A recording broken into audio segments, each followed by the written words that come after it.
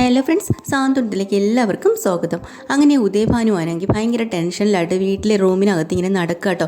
ആ സമയത്താണ് നമ്മുടെ ശ്രീവിദ്യ അങ്ങോട്ട് വരുന്നത്. ശ്രീവിദ്യ വന്ന് ചോദിക്കുന്നുണ്ട്, എന്താ അച്ഛാ പ്രശ്നം, ഇങ്ങനെ എന്താ ടെൻഷൻ അടിച്ച് നടക്കണേ, അച്ഛനുള്ള ഗുളികയൊക്കെ കഴിക്കേണ്ടതെന്ന് ചോദിക്കുക കേട്ടോ. ആ ഗുളിക കഴിക്കണം, നീ അതിങ്ങ് എടുത്തേന്ന് പറയുക കേട്ടോ. അപ്പോൾ തന്നെ നമ്മുടെ ശ്രീകലയും ശ്രീവിദ്യയും ഒക്കെ അങ്ങോട്ട് വരുന്നുണ്ട്. അപ്പോൾ എല്ലാവരും ചോദിക്കണേ എന്ത് പറ്റിയെന്ന്. അങ്ങനെ ഗുളിക കൊടുക്കണത് വെള്ളം പോലും കുടിക്കാതെയാണ് ആ ഗുളിക വിഴുങ്ങണം കേട്ടോ. അപ്പോൾ ശ്രീദേവി പറയും, അച്ഛാ വെള്ളം പോലും കഴിച്ചില്ലല്ലോ. അതൊന്നും കുഴപ്പമില്ലടി, ഞാനിപ്പോൾ ഭയങ്കര സന്തോഷത്തിലാണ് നിൽക്കുന്നത്, മനസ്സമാധാനത്തിലും. എന്താ കാര്യം, എന്താ? പിന്നെ ഇന്ന് ഞാൻ കവലയിലോട്ട് ചായ കുടിക്കാൻ പോയപ്പോഴേ അവിടെ ഞാൻ രണ്ടുപേരെ കണ്ടു. ആരാ, എന്താ?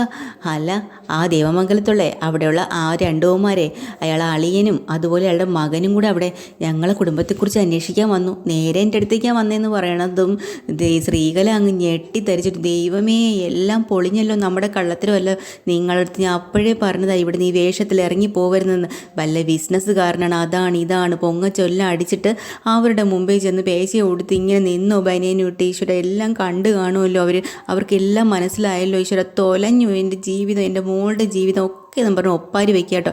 അയാളെ ഒന്നും പറയാൻ പോലും സമ്മതിക്കില്ല. അപ്പോൾ ശ്രീകലയും ശ്രീവിദ്യയും കൂടെ പറഞ്ഞു, എന്താ അമ്മ എന്താ കാര്യം? അപ്പോൾ ശ്രീവിദ്യ പറയാം, എടി ഇതൊക്കെ ഓവർ ഷോയാണ് കാണിക്കണേ. അച്ഛൻ ഏതാണ്ട് അവരെ കണ്ടു എന്ന് പറഞ്ഞ ഉടനെ അങ്ങോട്ട് തുടങ്ങി, അച്ഛനെ പറയാൻ പോലും സമ്മതിക്കാതെ ഓവർ ആക്ട് കാണിക്കല്ലേ അമ്മേ എന്ന് പറയുമ്പോൾ, എന്താടി നീ പറഞ്ഞത്, ഓവർ ആക്റ്റോ? ഇതാണ് അടി ഓവർ ആക്ട്. നീ ഒന്ന് ആലോചിച്ച് നോക്കി, ഇത് വല്ലതും കണ്ടിരുന്നെങ്കിൽ ഇത്രയും ദിവസം നമ്മൾ നാടകം കളിച്ചതെല്ലാം പൊളിഞ്ഞു പോകില്ലേ? നീ ആലോചിച്ച് നോക്ക്. എൻ്റെ പൊന്ന് ശ്രീകലയെ, നീ ഇനി ഒരു അക്ഷരം വേണ്ടി പോരുത്, എന്നെ പറയാതിരിക്കുക, സമ്മതിക്കാണ്ടതെന്നും പറഞ്ഞുകൊണ്ടും ദേവാനും. എന്നിട്ട് പറഞ്ഞ, മോളെ അവരെൻ്റെ മുമ്പിലേക്കാണ് വന്ന് ചാടിയത്.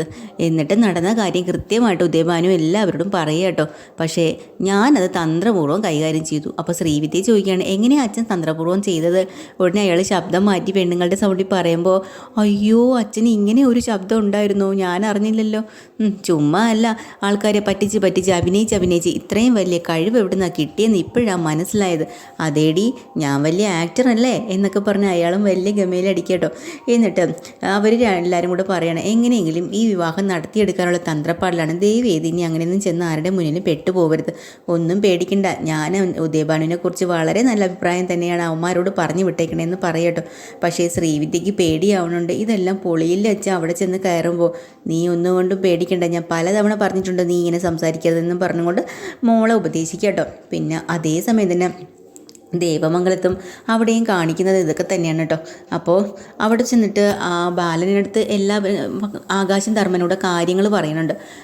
ഉദയഭാനു നല്ലൊരാളാണ്, അയാളെക്കുറിച്ച് അവിടെ അന്വേഷിക്കാൻ ചെന്ന് തന്നെ വളരെ മോശമായിപ്പോയി എന്നാണ് തോന്നണേന്നൊക്കെ പറയുമ്പോൾ ബാലൻ ഗോമതിയോട് പറയാം, കേട്ടോടി ഗോമതി, നിൻ്റെ മോൻ ആര്യൻ എന്താ അവൻ വിചാരിച്ചതുപോലെ നടന്നോ?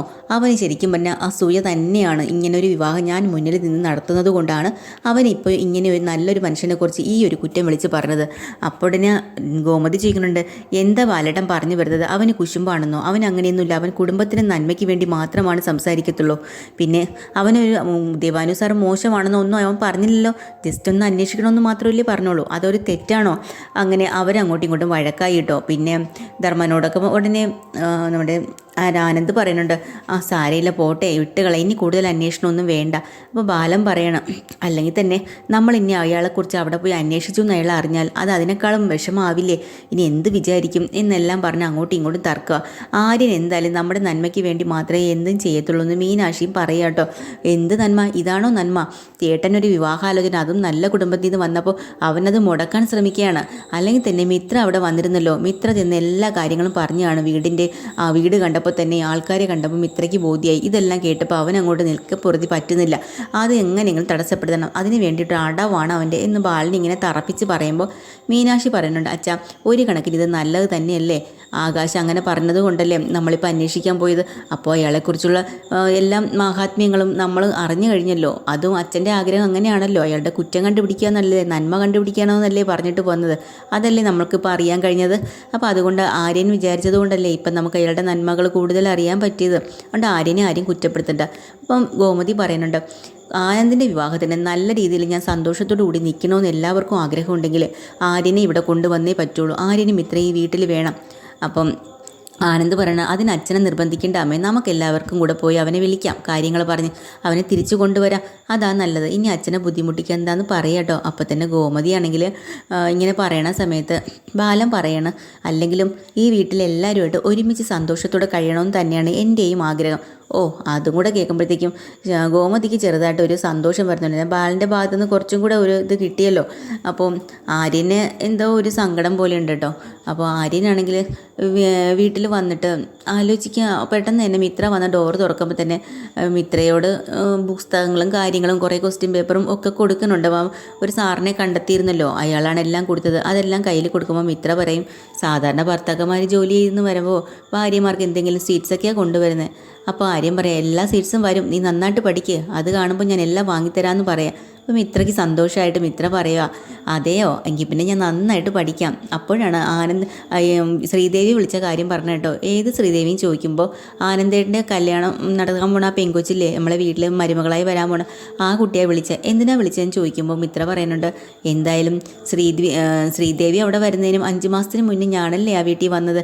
അപ്പോൾ ഈ മരുമകളോട് എന്തെങ്കിലും കുശലങ്ങൾ ചോദിക്കാൻ കാണും, അതിന് വേണ്ടിയിട്ടൊക്കെ കാര്യങ്ങളും അമ്മായിയമ്മ എങ്ങനെയാണെന്നും അതൊക്കെ ചോദിക്കണമല്ലോ, അതിനെക്കുറിച്ചായിരിക്കും വിളിച്ചത്. ജസ്റ്റ് കുശലം പറഞ്ഞിട്ട് വെച്ചു എന്ന് പറയാം. അപ്പോൾ തന്നെ നല്ല ആൾക്കാരാണ്, ആനന്ദേട്ടൻ്റെ ഭാഗ്യമാണെന്ന് മിത്ര പറയും. എന്നാലും നമ്മൾ ആര്യൻ്റെ മനസ്സങ്ങോട്ട് തെളിയണില്ല കേട്ടോ. അപ്പോഴാണ് ആനന്ദ് ഫോണിൽ വിളിക്കണേ.